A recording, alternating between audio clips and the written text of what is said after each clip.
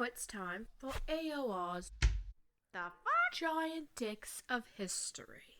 And that's going where? So this week we're going to be talking about Christopher Columbus. Now, we told you guys we're going to bring you people that you, if they're famous, you didn't know that they were corrupt as hell or whatever. And everybody kind of knows that Christopher Columbus wasn't the great person that we were all taught in school that he was. But just to make sure with Columbus, we just passed Columbus Day, and just to make sure everybody truly understands the gravity of how terrible Christopher Columbus actually was and what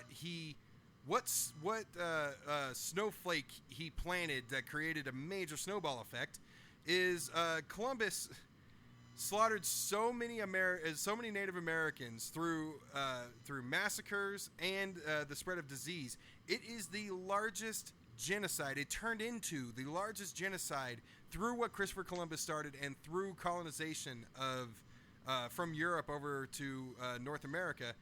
Largest genocide in history.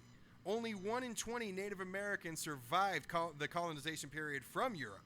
Natives that were enslaved natives were enslaved and worked in crop fields and mines. Most of them, large portions, died off and from overwork, from basically working conditions and starving and basically use your imagination. Alex, you want to take a guess what happened when the large, 1 in 20 survived and we lost 95% of indigenous people? You want to guess what the Europeans that were here did next? Rounded them up? Well, no. They didn't have any more to round up. Where do you think they went after that? Africa. Oh. This is really the start of the African slave trade.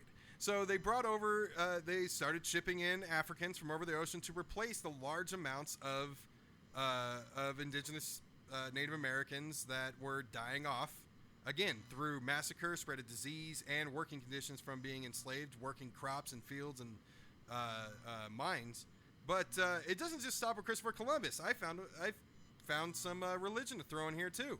So Dum Diversas, which is Latin for a papal bull, which put into today's terms is a document from the Pope that was published in 1452, instructed colonialists to, here's the quote, invade, search out, capture, vanquish, and subdue all enemies of Christ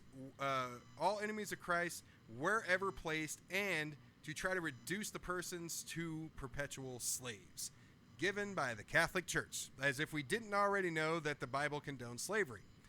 Lastly, there's been quite a bit of talk about changing the Columbus Day to something else. Well, the United Nations, back in 1994, declared International Day for World's Indigenous Peoples. This is a quote from the UN. The historical abuses, discrimination, and marginalization suffered by indigenous peoples, the UN highlighted their continued struggle for equality and respect for their rights as people and individuals needs to be honored. So maybe we should start campaigning for Indigenous People Day on August 9th instead of murdering Christopher Columbus. So there you go, everybody.